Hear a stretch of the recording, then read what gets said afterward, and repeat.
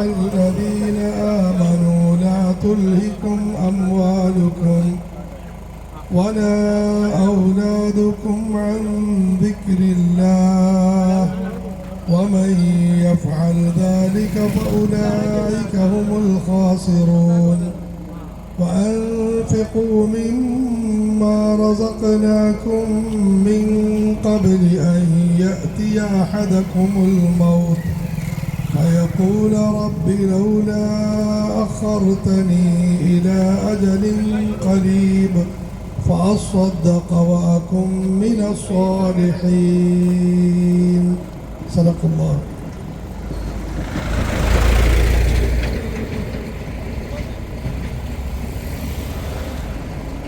السلام عليكم ورحمة الله وبركاته. نحمده ونصلي على رسوله الكريم. أما بعد فأعوذ بالله من الشيطان الرجيم. بسم الله الرحمن الرحيم. لن تنالوا البر حتى تنفقوا مما تحبون. صدق الله العظيم. പ്രിയപ്പെട്ട സഹോദരന്മാരെ, ഇന്ന് രാവിലെ കൊല്ലുകടവ് ജുമാ മസ്ജിദിൽ നിന്ന് സുബഹി നമസ്കാരാനന്തരം ആരംഭിച്ച വഖഫ് മാനവിക നന്മയ്ക്ക് എന്ന മഹത്തായ സന്ദേശ പ്രചരണ ജാഥയുടെ ഭാഗമായിട്ടാണ് തീപുര ജുമാ മസ്ജിദിൻ്റെ പരിസരത്ത് ഈ സംഘം എത്തിച്ചേർന്നിട്ടുള്ളത്. പ്രിയമുള്ളവരെ, ഇന്ന് ഈ രാജ്യം അനുഭവിച്ചുകൊണ്ടിരിക്കുന്ന അതിഭയങ്കരമായ ഒരു വേദനയുടെ വലിയ ഒരു ഉണർത്തലാണ് യഥാർത്ഥത്തിൽ ഈ യാത്ര കൊണ്ട് ലക്ഷ്യം വെച്ചിട്ടുള്ളത്. കൊല്ലുകടവിൽ നിന്ന് തുടങ്ങി ധാരാളം ജംഗ്ഷനുകളിലും മസ്ജിദ് പരിസരങ്ങളിലുമൊക്കെ ഒത്തുകൂടി വഖഫ് എന്താണ് എന്നും അതിനെതിരിൽ പാർലമെൻറ്റിൽ അവതരിപ്പിക്കപ്പെട്ട നിയമ നടപടികൾക്കെതിരിൽ ഇന്ത്യയിലെ മുഴുവൻ മനുഷ്യരും ഒന്നായി നിന്ന് പോരടിക്കണമെന്നും അതിൻ്റെ നന്മയെയും അതുവഴി ജനോപകാരപ്രദമായി ഉണ്ടായിക്കൊണ്ടിരിക്കുന്ന നന്മകളെക്കുറിച്ച് കൂടുതൽ ബോധ്യപ്പെടുത്തുകയും ചെയ്യണമെന്ന വലിയ ഒരു സന്ദേശയാത്രയാണിത്. വഖഫ് എന്നത് ഒരു അറബി പദമാണ്. ഇന്ന് ധാരാളം അറബി പദങ്ങളെ തെറ്റിദ്ധരിപ്പിക്കുകയും മുസ്ലിമീങ്ങൾ പ്രതിനിധാനം ചെയ്യുന്ന പല പ്രസ്ഥാനങ്ങളും വാചകങ്ങളും രാജ്യത്തിന് അപകടകരമാണ് എന്ന തരത്തിൽ ഹൈന്ദവ, ക്രൈസ്തവ, മറ്റിതര മനുഷ്യരുടെ മനസ്സുകളിൽ മോശമായ അന്തരീക്ഷം സൃഷ്ടിക്കപ്പെട്ടുകൊണ്ടിരിക്കുകയാണ്. ഈ സന്ദർഭത്തിൽ ജമീഅത്തുൽ ഉലമാ ഹിന്ദിൻ്റെ ആഭിമുഖ്യത്തിൽ രാജ്യവ്യാപകമായി വ്യത്യസ്തങ്ങളായ ഉപദേശ ഉണർത്തലുകൾ നടത്തപ്പെട്ടുകൊണ്ടിരിക്കുകയാണ്.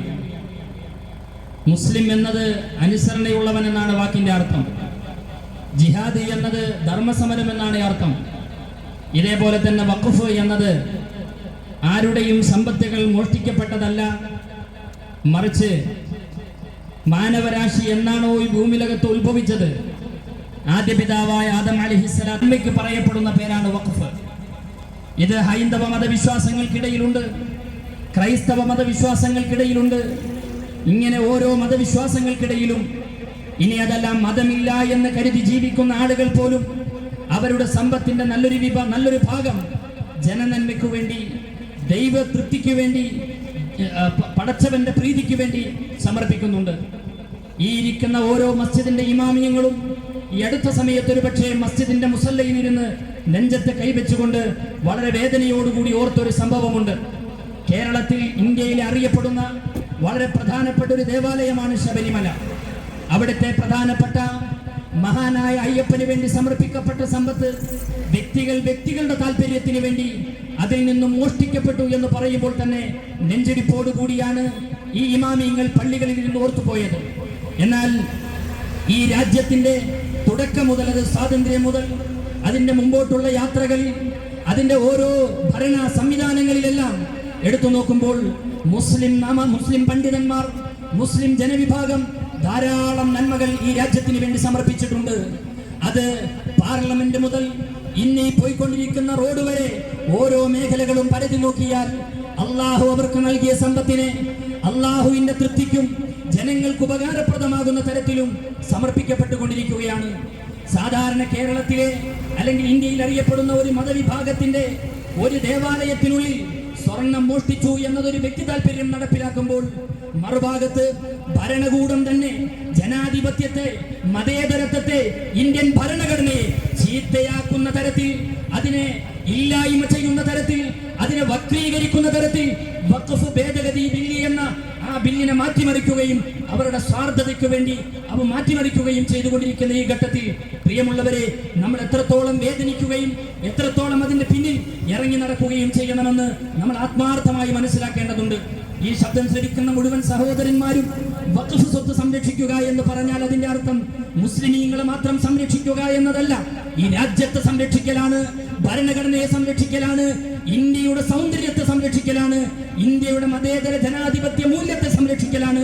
ഈ സംരക്ഷണത്തിന് നമ്മൾ ഒന്നായി ഒരുമിച്ച് മുമ്പോട്ട് വരണമെന്നും, നമ്മൾ ഓരോ ആളുകളും നമ്മളുടെ സമ്പത്തിന്റെ നല്ലൊരു വിഭാഗം അള്ളാഹുവിന്റെ തൃപ്തിക്ക് വേണ്ടി, വിദ്യാഭ്യാസ പ്രവർത്തനങ്ങൾക്ക് വേണ്ടി, അതുപോലെ തന്നെ ജനോപകാര പ്രവർത്തനങ്ങൾക്ക് വേണ്ടി മാറ്റി